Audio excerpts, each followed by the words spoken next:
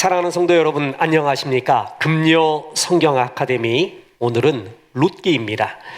비련의 이방 여인 룻이 하나님을 선택해서 주님의 축복을 받고 메시아의 조상이 되는 과정을 그리고 있는 성경, 그것이 룻기입니다. 히브리 성경 셉튜아진트 70인용, 영어 성경, 한글 개역 성경 모두 룻기라고 칭하고 있습니다. 룻기는 이방 여인, 구체적으로 모압 여인에 대해 전부 할애한 유일한 성경입니다. 신구약 성경에서요, 여인의 이름을 제목으로 한 책은 두 권입니다. 하나가 룻기이고 또 하나가 에스더. 그러니까 여인의 이름을 성경으로 기록한, 제목으로 기록한 것이 두 권이 있는 거예요. 룻기는 이방 여인이에요. 그리고 누구와 결혼했냐 하면 히브리 남편과 결혼했고요. 에스더서는 유대인 여인이고 이방 남편과 결혼한 이야기죠. 룻기는 낮고 헐한 여인의 상징입니다. 그렇죠? 에스더는 왕비였습니다. 자, 하나님의 나라를 보면요, 하나님의 나라는 어느 한 곳에 치우치지를 않고 어떤 류의 사람도, 또 어떤 처지에 있는 사람도, 어떤 신분에 있는 사람도 하나님이 다 쓰시는 것을 볼 수가 있습니다. 나는 왜 이렇게 태어났는가? 약하게 태어나고 미천하게 태어나고 가정 환경도 어렵고 이것 가지고 평생 싸우려면 답이 없습니다. 그것은 나중에 하나님 앞에 가서 물을 일이고, 지금 우리가 필요한 것은 내게 줄로 재어진 구역 안에서 내게 허락하신 것 가운데 어떻게 최상으로 주께 영광 돌리는가. 분명히 주님은 작게 준 자에게는 적게 찾고 많이 준 자에게는 많이 찾는다고 했습니다. 우리는 이걸 믿습니다. 하나님은 이방 여인, 그리고 모든 백그라운드가 좋지 않은 룻 같은 여인도 쓰시고요, 왕비 같은 에스더도 씁니다. 이 두 여인의 성경 이름으로 하나님께서 기록하신 큰 뜻이 여기에 있습니다. 가나안 정복 후 400년 동안 사사기라고 하는데, 이 사사시대에는 사사의 사이클이 있다고 했습니다. 이 사사기의 사이클, 한마디로 죄를 범하고 그러면 징계를 받습니다. 그리고 회개하죠. 그럼 하나님이 구원을 합니다. 이것의 사이클, 이것을 사사기의 사이클이라고 합니다. 사사기는 이게 7번 돌아갑니다. 그러니까 심층 구조를 보면 똑같아요. 하나님의 평강을 주셨는데 그거 갖고 꼭 죄를 범합니다. 그 죄 때문에 오는 징계, 고난, 외부로부터의 침입이 있고, 그래서 하나님 앞에 부르짖습니다. 잘못했습니다. 이번 한 번만 용서해 주십시오. 그럼 하나님이 사사를 통해서 또 구원해 주십니다. 그랬더니 또다시 범죄합니다. 또다시 징계가 임하고 또다시 회개하는 이런 불신앙의 시대, 혼란의 시대였습니다. 그런데 이런 가운데도 보이지 않는 곳에서 면면이 신앙의 명맥을 이어가고 있었는데, 그 대표적인 것이 바로 룻의 이야기입니다. 모 신문, 우리 침대 신문, 우리 사장님하고 통화를 하였습니다. 이분이 그래도 기독교 언론을 종사하고 섬기고 있으니까 여러 군데를 알죠. 그래서 대화 중에 참 중요한 인사이트 있는 대화가 있었습니다. 인터넷이나 또한 SNS, 신문 이런 데 크게 나오는 그것의 영웅 같은 사람들, 대개 우리는 그것이 다인 줄 알아요. 이 세상에서 그 사람들의 한 말, 그 사람들이 실패한 것, 그 사람들이 영광스러운 것, 그것이 이 세상인 줄 알아요. 그러나 그렇지 않습니다. 그들 외에 더 많은 작은 영웅들이 이 세상과 신앙 세계를 지탱하고 있는 힘입니다. 온 세계가 푸르른 이유는요, 푸른 작은 풀잎들이 자기의 소임을 다하고 있기 때문에 그렇습니다. 이것을 정말 깨닫고 여기에 프라이드를 느끼고 여기에 내 역할을 다하리라 라고 마음먹기까지가 참 오래 걸립니다. 특히 지금 시대는 인터넷, 방송의 시대이기 때문에 방송에 나오는 영웅 같은 사람들, 방송에 나오는 성공한 사람들 이야기를 듣다 보면 기가 죽습니다. 그리고 내 인생은 아무것도 아닌 것 같습니다. 그런데 그 신문사 사장님이 그래요. 참 숨어있는 영웅들이 많더라. 그 사람들이 역할을 해주는 것이 교단에, 기독교에, 또한 이 세계에 얼마나 비료가 되는지 모른다. 제대로 봤습니다. 목사님 제대로 봤습니다. 그것이 정말 중요합니다. 세상 불신앙의 시대요, 혼란의 시대요, 몇몇 영웅의 시대, 영웅들의 이야기가 전부인 것 같지만 그렇지 않습니다. 그 내면에 이 세상을, 이 신앙계를 정말 지키고 있는 작고 푸른 영웅들이, 자기의 역할을 묵묵히 하는 사람들이 많고, 또한 그들을 하나님이 정말 기뻐하고 하나님이 그들에게 축복의 은혜가 있다는 겁니다. 사사기의 이런 혼란한 시대 가운데도 룻과 같은 정말 이런 신앙인이 있을까 하는 여인의 이야기가 나옵니다. 룻기는 대화문이 많아요. 대화. 그리고 목가적인 분위기에 단편 소설 같은 느낌도 있습니다. 그래서 룻에 대한 문학적 정의를 단편 소설 같은 형식으로 보는 사람도 많이 있습니다. 룻기에는 보리추수와 밀추수 같은 것이 언급되는데, 따라서 그 계절과 관련되어 있는 절기인 칠칠절이 되면 유대인들은 모두 회당에 모여서 룻기를 읽는 것이 전통이었습니다. 룻기 읽으면 참 편안해집니다. 목가적인 생각이 많이 떠오르고요, 푸른 초장, 쉴만한 물가 같은 그런 생각들이 드는 그런 풍광들이 많이 나오게 됩니다. 룻기의 주요 인물은 나오미, 룻, 보아스 세 사람입니다. 그 중에서도 룻이 단연코 주인공이죠. 룻은 보잘것없고 비천한 모압 이방 여인입니다. 더군다나 미망인입니다. 구약에서 고아와 객, 미망인은 이스라엘 백성들의 자비와 긍휼이 없으면은 생존할 수 없는 사회적 약자요, 극빈곤층 중에 대표적인 전형적인 사람들입니다. 그런 여인이 바로 룻이었습니다. 룻의 경우는 이방 여인이죠. 미망인이에요.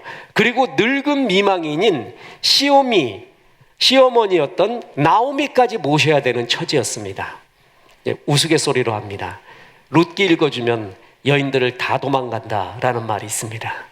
봐라, 이런 신앙인도 있었다 라고 권면의 말을 하려고 하면 여인들은 전부 귀닫는다라는 말이 있습니다. 비단 여인뿐만이 아니라 남자들도 마찬가지죠. 내 처지가 참 어려워, 힘들어 라는 사람이 대부분이죠. 전부 자기가 제일 힘듭니다. 그런 말이 있습니다.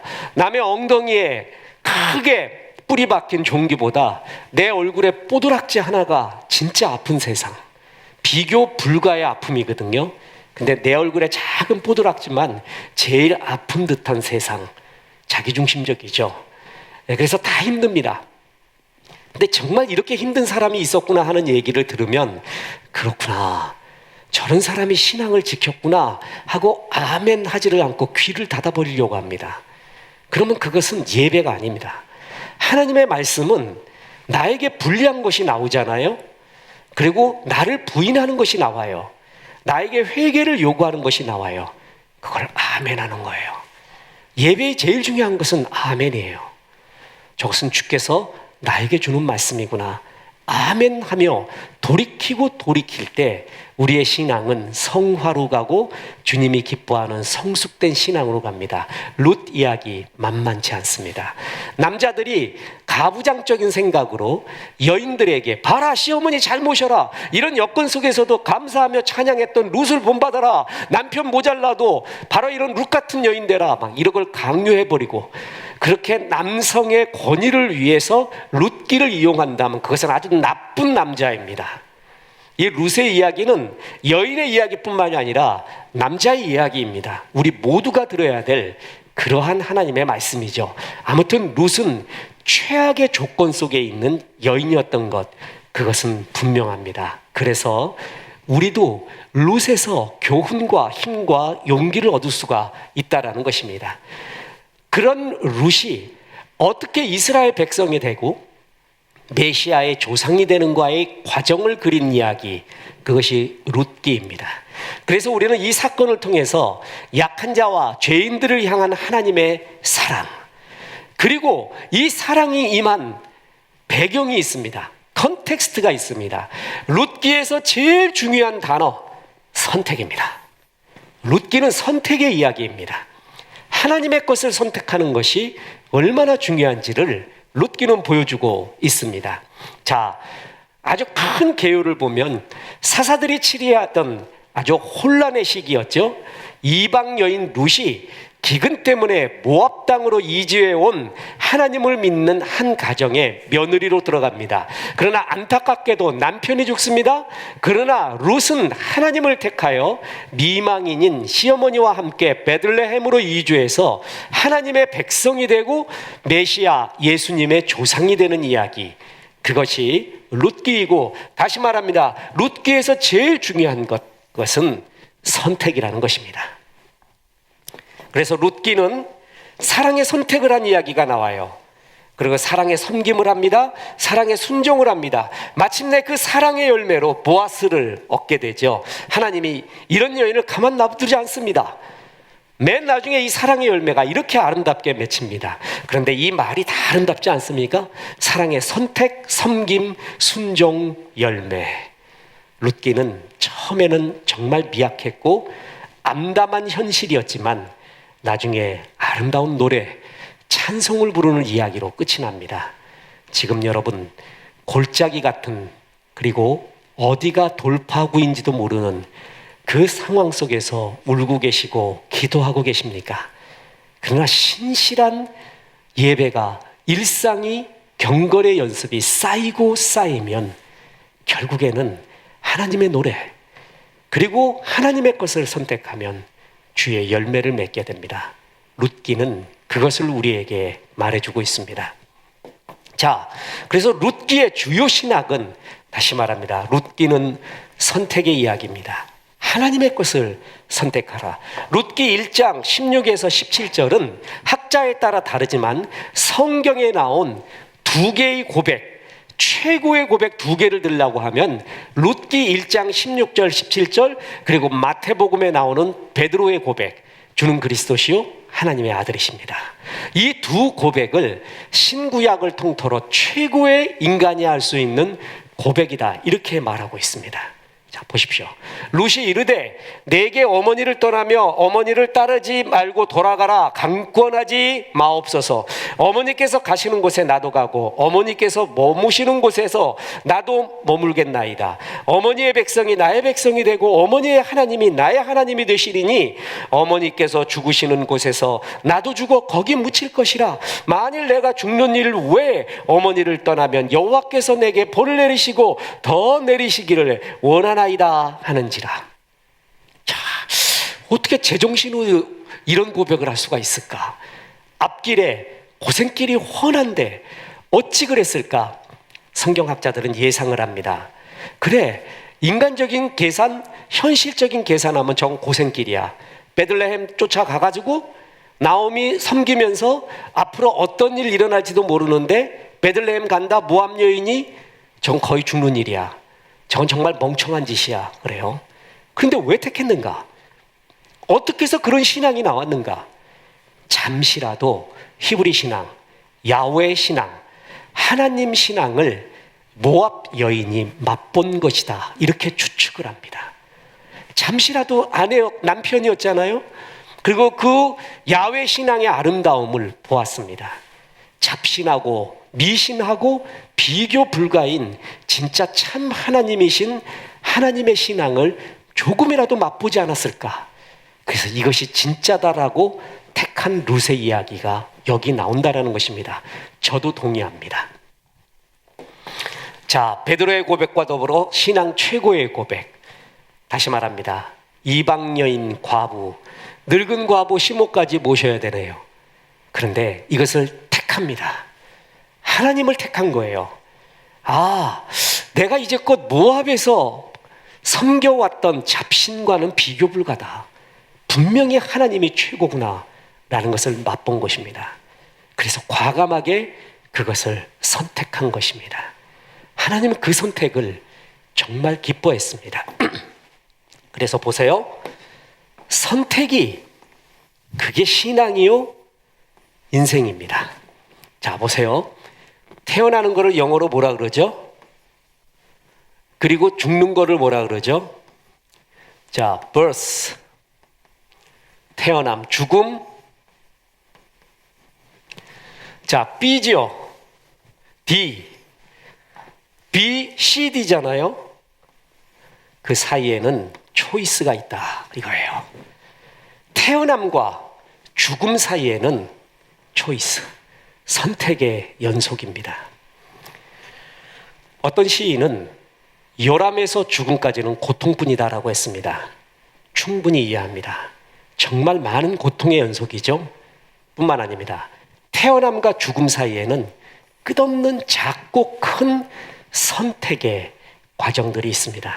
저는요, 지금 방송을 듣고 있는 성도 여러분은 그 지금의 모습은 선택의 열매입니다. 무엇을 선택했는가? 그 열매가 지금의 나입니다. 그래서 하나님의 것을 선택하는 것을 신앙이라고 합니다. 자, 보세요.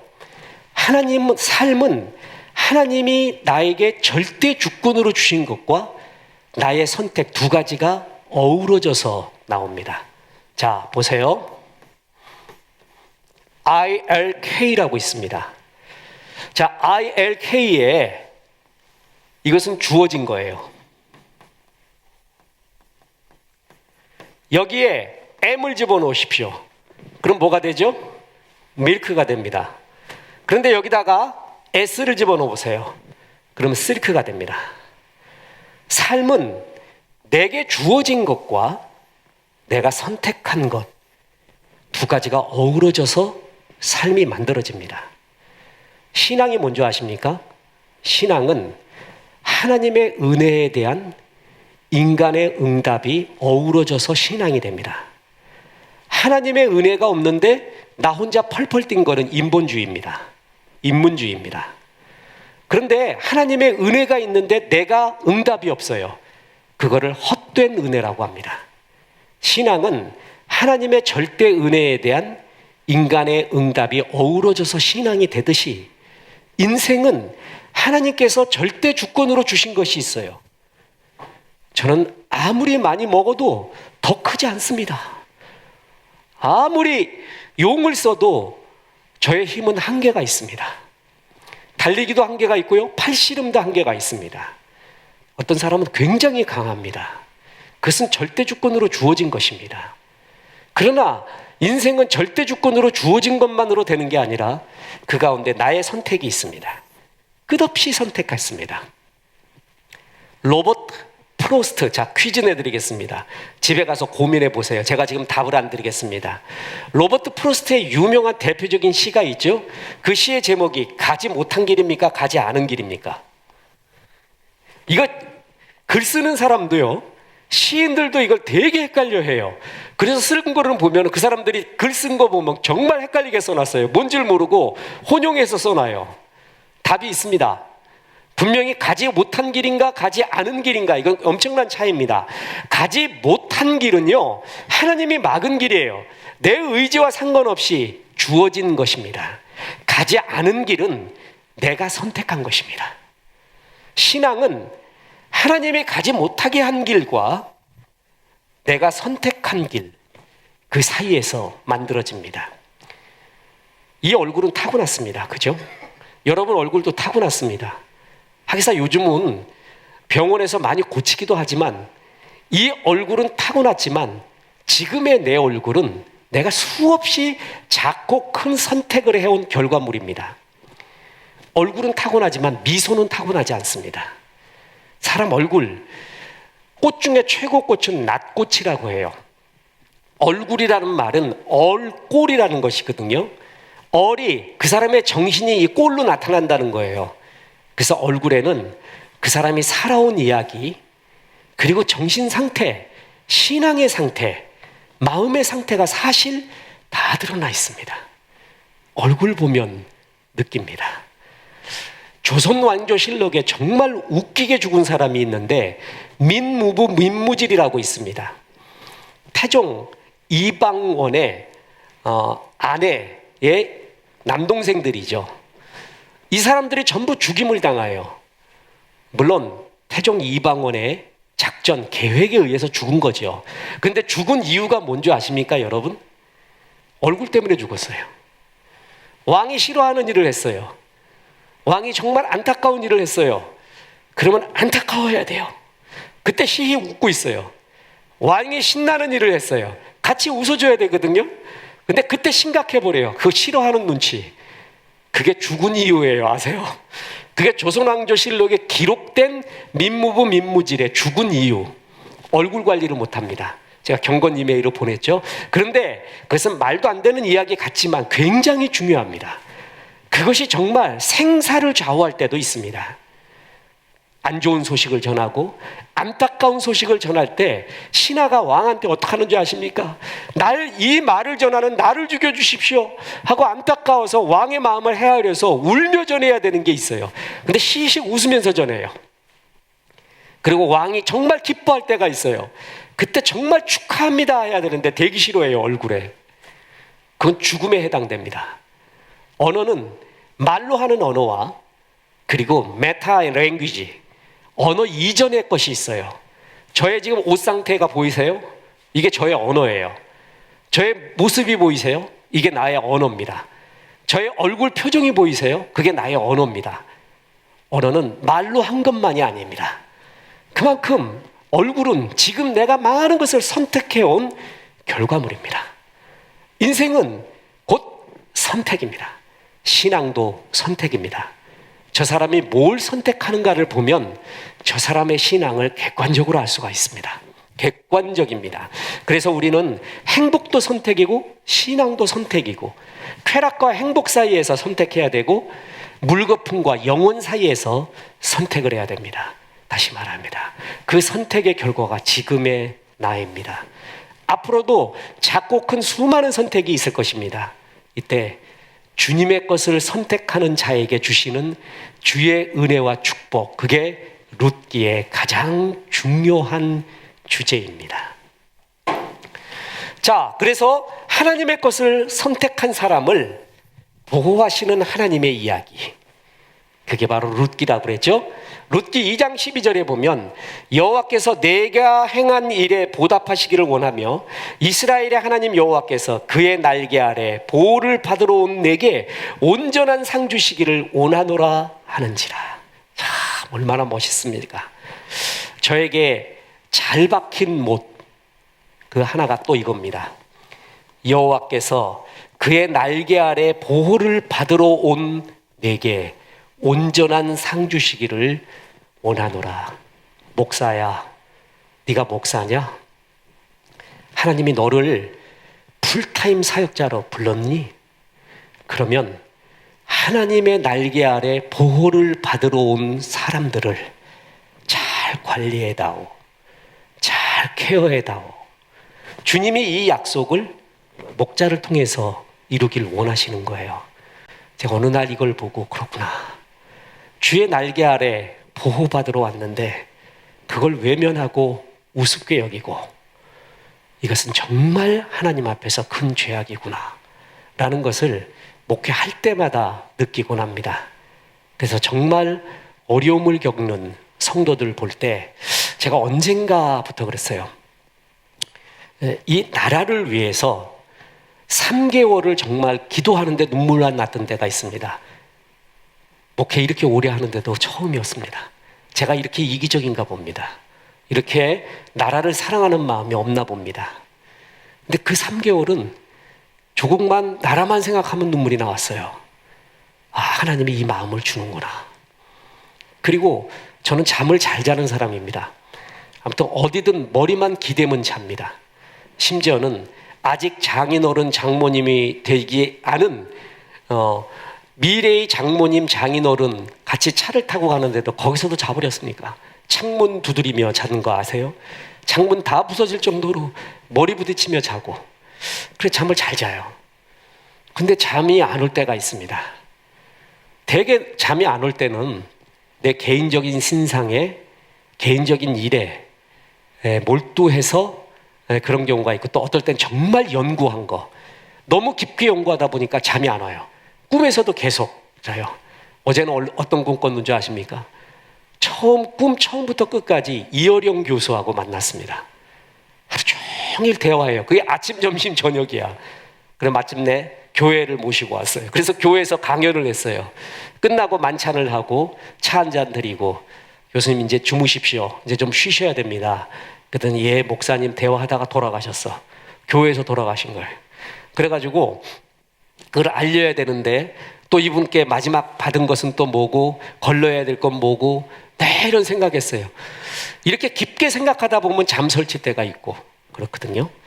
그런데 어떨 때는 진짜 성도님 때문에 잠을 못 자거나 자다가 일어나는 경우가 많이 생겼습니다.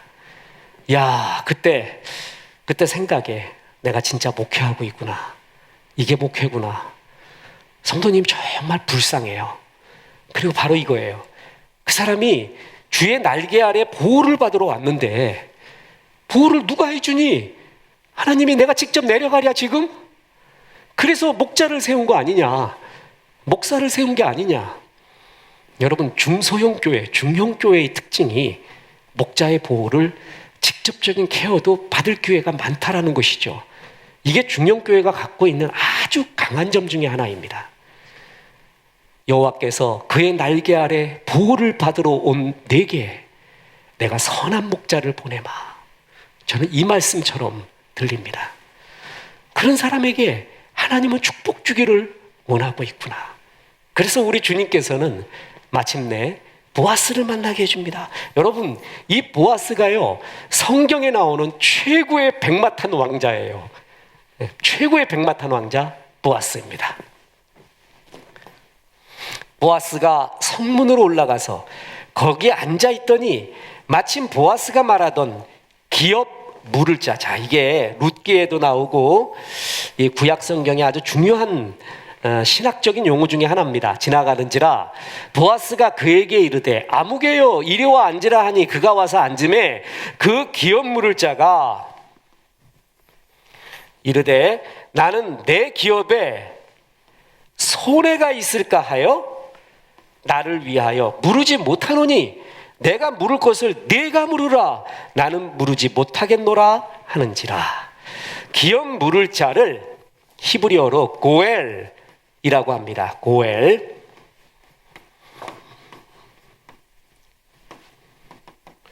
이렇게 씁니다. 고엘이라고 하는데 이것은 친척 중에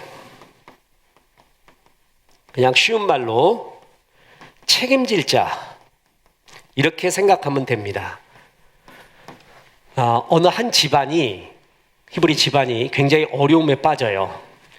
그랬을 때 그 집안이 땅이 다 뺏기게 생겼어요. 자손이 다 망하게 생겼어요. 그럴 때 친척 중에 그 집안을 살려내는 거예요. 그 집안이 잃었던 땅을 찾아주고, 심지어는 복수도 해주고 돈도 물어주고, 이렇게 책임을 져줘요. 그래서 그 지파를, 하나님의 백성인 그 집안을 살려내는 거예요. 그게 책임이에요. 그거를 기업 물을 자 고엘이라고 표현을 합니다. 그런데 이것은 손해를 봐야 돼요. 아니, 그 땅 사주려면 내 돈 써야 되는 거예요. 거기 금전 갚아주려면 내 돈 써야 되는 거거든요. 그래서 보아스가 말하던 기업 물을 자가 거기에 있었습니다. 근데 그 사람이 싫다고 했어요. 왜 그러냐면 내 기업에 손해가 있을까? 자, 성경 해석에 있어서 제일 중요한 것은 성경이 해석한 것이 최고 먼저예요. 성경 그 자체가 해석하는 게 있어요. 성경에 어떤 팩트가 나오거든요. 스토리가 나와요. 그런데 그 스토리의 이유, 스토리의 결과, 이런 것들에 대해 성경 자체가 해석하는 게 있습니다. 그게 어떤 해석보다도 우선이에요. 다른 해석은 필요 없습니다. 그게 최고예요. 그게 성경 해석학에서 제일 중요한 거거든요. 자, 그 사람의 이름이 뭐냐? 그걸 피한 사람이 아무개라 그랬죠. 제가 설교에 종종 얘기합니다. 이름이 없어요. 하나님이 그 사람의 이름을 기억하지 않습니다. 아무개예요. 소용없는 사람이에요. nothing이에요. 그 사람은 왜 기업 물을 자를 책임을 다하지 않았냐 하면은 손해 때문에 그렇습니다. 그거 분명히 내가 손해 입을 것 같아. 그래서 그건 내가 못하겠다. 네가 해라. 그래서 보아스가 고엘이 됩니다. 그래서 룻을 취하게 됩니다. 자, 룻의 남편이었던 엘리멜렉과 가장 가까운 친족이며 기업 물을 책임이 있었던 그 사람 아무개, 그는 다시 말합니다. 손해볼까 봐 내가 그거 못하겠다 그랬잖아요. 이 세상 제일 미련한 사람이 지금 현실적으로 세상적으로 썩어질 것, 그 썩어질 것이 아까워서 영원한 것에 대한 기회를 놓치는 사람. 하나님이 나에게 기회를 주십니다.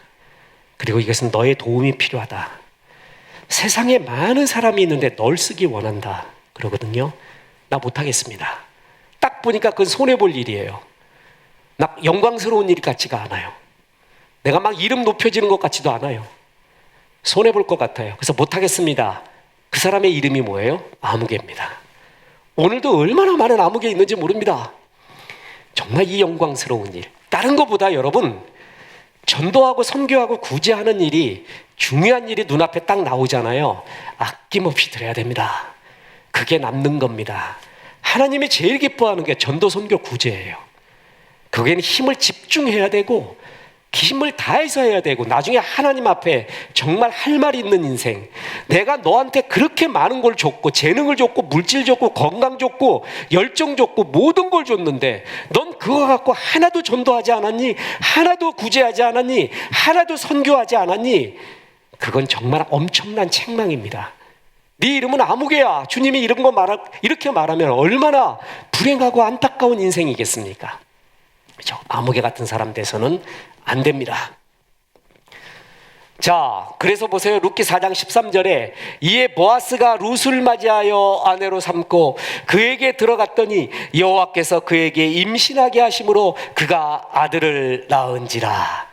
행복하게 살았더래요. 이게 이제 룻의 이야기거든요. 보아스 만나게 해줬어요. 정말 백마탄 왕자 보아스. 그래서 룻은 다윗의 증조모가 되어서 예수님의 조상이 됩니다. 보세요.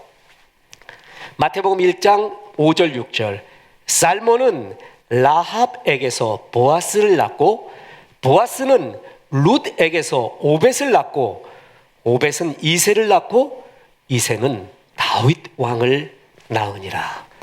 자, 룻은 다윗 왕의 증조모가 됩니다. 누가 이 일을 생각했겠습니까?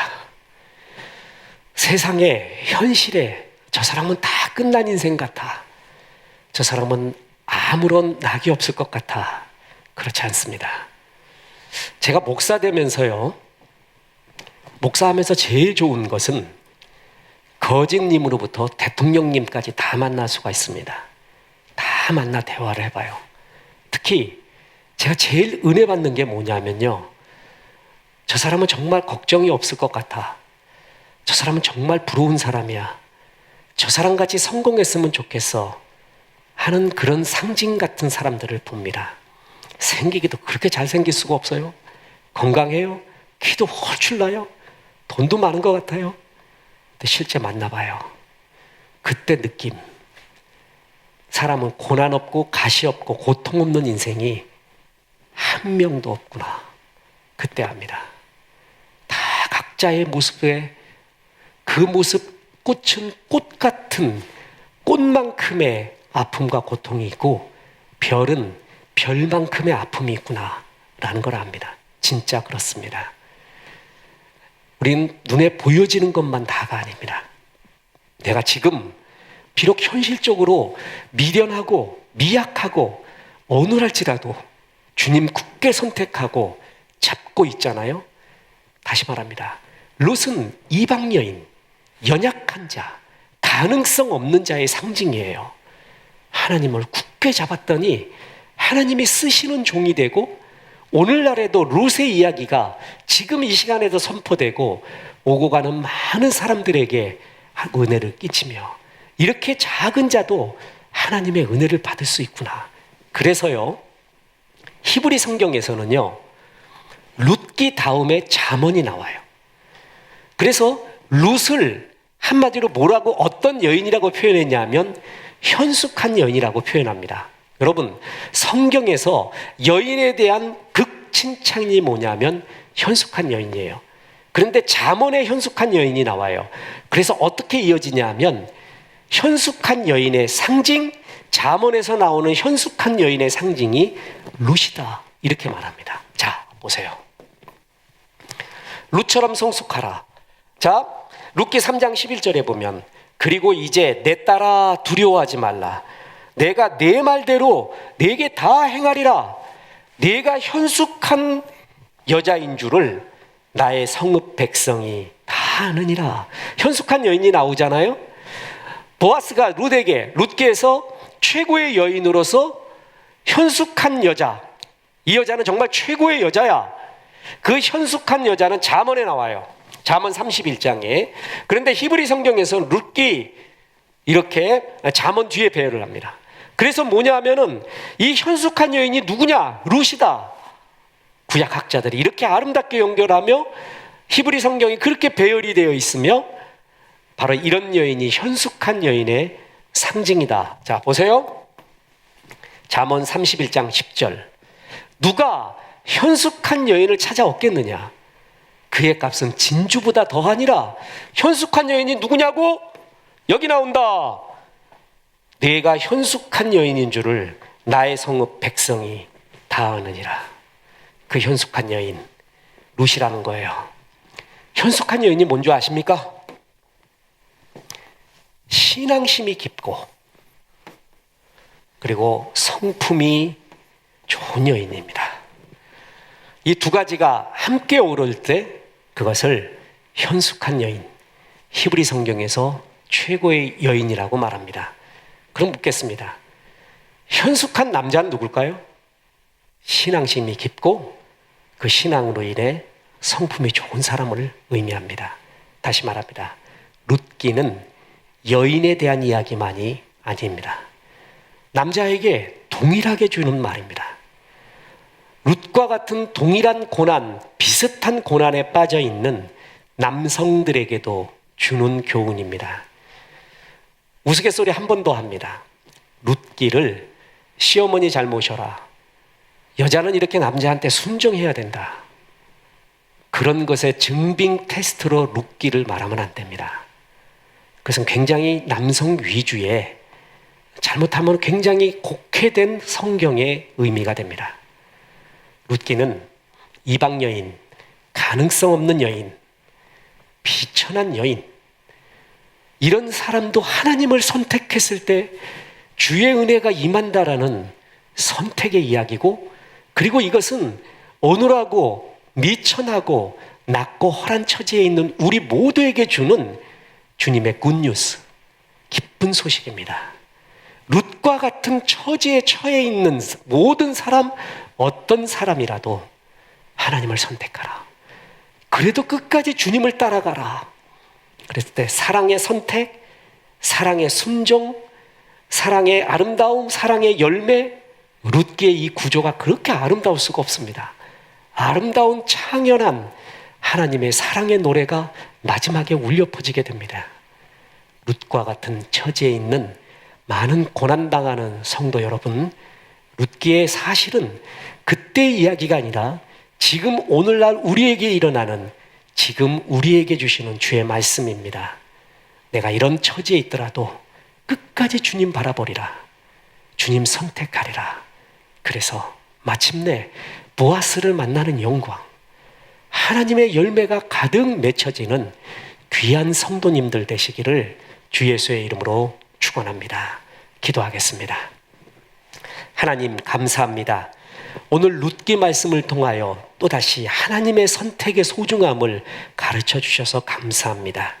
룻기 같은 어려움에 처하고 있는 우리 성도님들, 룻기를 통하여 힘과 용기를 더하여 주시고 마침내 룻이 하나님의 영광을 본 것처럼 고난당하는 성도님들 주의 영광 볼 수 있도록 도와주옵소서. 예수님의 이름으로 기도했습니다. 아멘.